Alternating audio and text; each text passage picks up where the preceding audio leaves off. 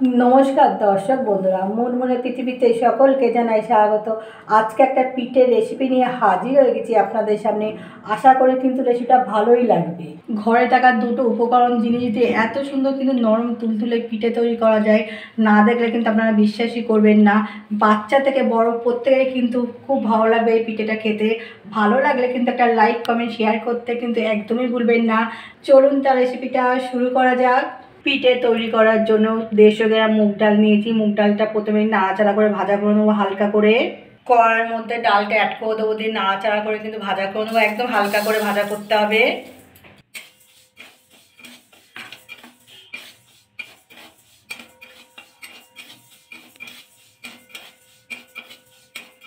দেখুন বন্ধুরা নাড়াচাড়া করে কিন্তু ভাজা করে নিচ্ছি একদম হালকা করে। এবার নামিয়ে নেব, একটা বাটির মধ্যে ডালটা নামিয়ে নেব।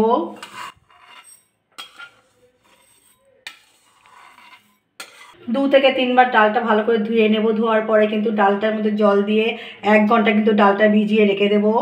1 ঘন্টা পরে ফিরে আসলাম। দেখুন বন্ধুরা ডালটা কিন্তু ফুলে কিন্তু অনেকটাই বড় হয়েছে। আপনাদের হাতে সময় না থাকলে কিন্তু আধ ঘন্টা কিন্তু আপনারা ভিজিয়ে রাখতে পারেন। 1 ঘন্টা ভিজিয়ে রাখলে কি হবে, ডালটা কিন্তু অনেকটা নরম হয়ে যায় বেশি। এবার ডালটা কিন্তু বেটে নেব। মিষ্টির মধ্যে ডালটা দিয়ে দেব, একটু জল না থাকে ডালের মধ্যে। এইভাবে কিন্তু ছেঁকে দিতে হবে। দুটো উপকরণ দিয়ে এত সুন্দর বাড়িতে কিন্তু পিঠে তৈরি করা যায়, না দেখলে কিন্তু আপনারা বিশ্বাস করবেন না।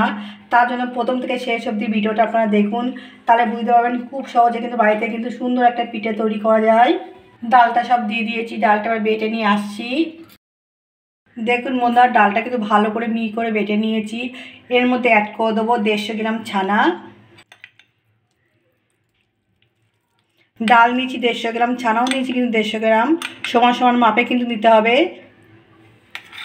ডালটা দিয়ে ছানাটা দিয়ে কিন্তু ভালোভাবে আরেকবার বেটে নেব, নিলে কিন্তু ভালোভাবে একদম মিশে যাবে ডালটা দিয়ে ছানাটা দিয়ে। তারপরে আসছি, ডালটা ছানাটা ভালো করে বেটে নিয়েছি, একটা বাটির মধ্যে নামিয়ে নেব।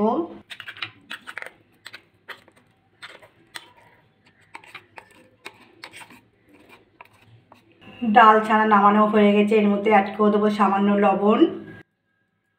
আপনাদের ঘরে কিন্তু এলাচ গুঁড়ো থাকলে কিন্তু অবশ্যই করে কিন্তু এলাচ গুঁড়ো একটু অ্যাড করতে পারেন এর মধ্যে। আমার ঘরে নেই বলে কিন্তু আমি অ্যাড করলাম না। লবণটা দিয়ে কিন্তু ভালো করে মেখে নেব। আমরা তো পিঠে অনেক রকম করে খেয়েছি, একবার বন্ধুদের বলবো অবশ্যই কিন্তু মুগ ডাল দিয়ে একবার এরকম ধরনের পিঠে করে খেয়ে দেখবেন। আশা করি কিন্তু খুব ভালো লাগবে খেতে, আর এত নরম হয় না, বয়স্করাও কিন্তু খেতে পারবে। ভালো করে কিন্তু মেখে নেওয়া হয়ে গেছে। ওদের কিন্তু গ্যাসে একটা কড়া বসিয়ে সাদা তেল গরম করতে বসিয়ে দিয়েছি। তেলটা ভালো করে গরম করে নিয়েছি, গ্যাসের জোরটা কিন্তু একদম লোতে করে দিয়েছি। ছানা আর ডালটা যে ফ্যাটিয়ে রেখেছিলাম তার থেকে কিন্তু অল্প অল্প করে অংশ নেওয়া দিয়ে দেবো বড়ি আকারে। দেখুন বন্ধুরা আমি কাজটা কীভাবে করছি আপনারা দেখলেই কিন্তু বুঝতে পারবেন। খুব সহজে কিন্তু বাড়িতে এই পিঠেটা তৈরি করে নিতে পারেন, বেশি কিন্তু খরচ হয় না। দুটো উপকরণ দিয়ে কিন্তু তৈরি করা যায় এত সুন্দর কিন্তু পিঠে। দেখুন বন্ধুরা উল্টো পাল্টা কিন্তু লাল লাল করে ভাজা করে তুলে দিতে হবে। এবার গ্যাসের জলটা কিন্তু হাইতে করে দিয়েছি। দেখুন বন্ধুরা উল্টো পাল্টা কিন্তু লাল লাল করে ভাজা করে নিয়েছি। এবার কিন্তু তুলে নেব, বাকিগুলো ঠিক এইভাবে কিন্তু ভাজা করে নেব। আবার কিন্তু গ্যাসের জলটা কিন্তু একদম লোতে করে দিলাম, আবার দিয়ে দিচ্ছি।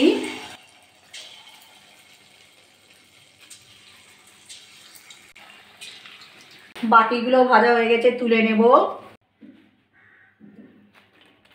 চিনি শিরা তৈরি করার জন্য একটা পাত্রের মধ্যে 200 গ্রাম চিনি অ্যাড করে দেবো, আর 300 গ্রাম কিন্তু জল অ্যাড করে দিতে হবে।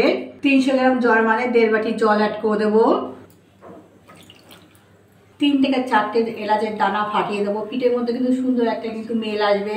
আপনারা পছন্দ করলে দেবেন, না কিন্তু দেবেন না।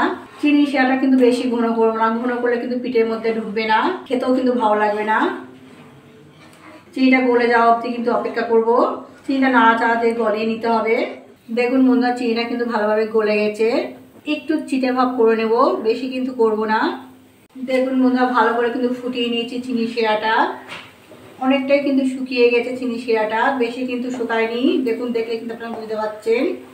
এবার এর মধ্যে অ্যাড করে দেবো ডাল আর ছানার যে পিঠেটা তৈরি করে রেখেছিলাম সেই পিঠেটা। রসের মধ্যে ভালো করে নাড়াচাড়া করে দিতে হবে পিঠেটা।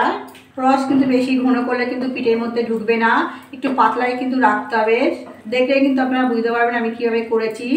বন্ধুরা কিন্তু অবশ্যই কিন্তু এই পিঠাটা বাড়িতে তৈরি করবেন, করে কিন্তু আমাকে কমেন্ট করে জানাতে একদমই ভুলবেন না। আশা করি কিন্তু আপনাদের খুব ভালো লাগবে। ভালো লাগলে কিন্তু লাইক কমেন্ট শেয়ার করতে কিন্তু একদমই ভুলবেন না। বন্ধুদের বলতে আমার পাশে থাকুন, সাপোর্ট করুন আমাকে। দেখুন বন্ধুরা 2 মিনিট কিন্তু ফুটিয়ে নিয়েছি। এবার কিন্তু গ্যাসটা অফ করে দেবো, আপনাদের নামিয়ে দেখাচ্ছি। পিঠাটা একটা প্লেটে নামিয়ে আপনাদের দেখাচ্ছি। দেখুন বন্ধুরা কী সুন্দর লাগছে দেখতে। বন্ধুদের বলবো অবশ্যই কিন্তু এই পিঠাটা বাড়িতে একবার তৈরি করবেন, করে কিন্তু আমাকে কমেন্ট করে জানাতে একদমই ভুলবেন না। বন্ধুদের বলছে আমার পাশে থাকুন, সাপোর্ট করুন। কতটা নরম হয়েছে দেখুন, রস কিন্তু টপটপ করে পড়ছে। কিন্তু আজকের মতো এই অবধি, কালকে একটা নতুন ধরনের ভিডিও নিয়ে আপনাদের সামনে হাজির হয়ে যাব।